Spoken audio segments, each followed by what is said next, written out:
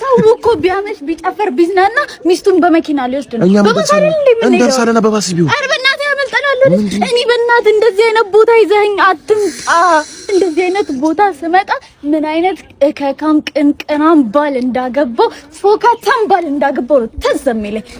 ሰምተኸኛል አይደል? አይተሃል ግን ለቤተሰቡ የሰጠውን ለእናትና ለአባቷ 20 ግራም፣ ለሁለት እህቶቿ 15 ግራም፣ ለወንድሟ ስታሪክስ መኪና እየዞረ ትራቨል ደግሶ ይሳካል። ለነገሩ ምን ታረግ ማለት በነፃ ነው ያገኘ።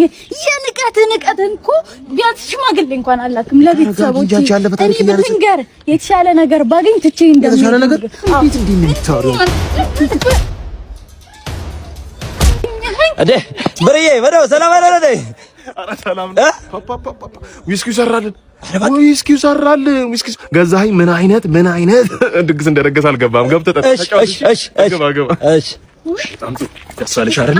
ባለንጀራ ፊት ለፊት አወርሽ አቧሯን አንሳፈፈችው አበረረችው ተባለ። ደስ ይበልሽ። በጣም ጀግና ሚስት ነሽ አንቺ። ማን ሆነሽ ነው ቤተሰቦችን ከሌላ ቤተሰብ ጋር የምታወዳደሪ? እናንተ ጋንታ አይደላችሁ እንዴ?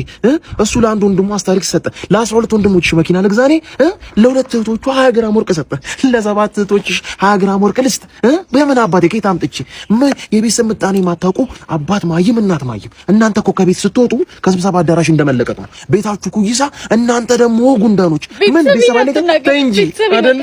እድልሽን ትሞክሪያለሽ አይደል? ባይፋቅ ፋቅ እያደረግሽው አንቺ ቅንቅናም ግድ የለም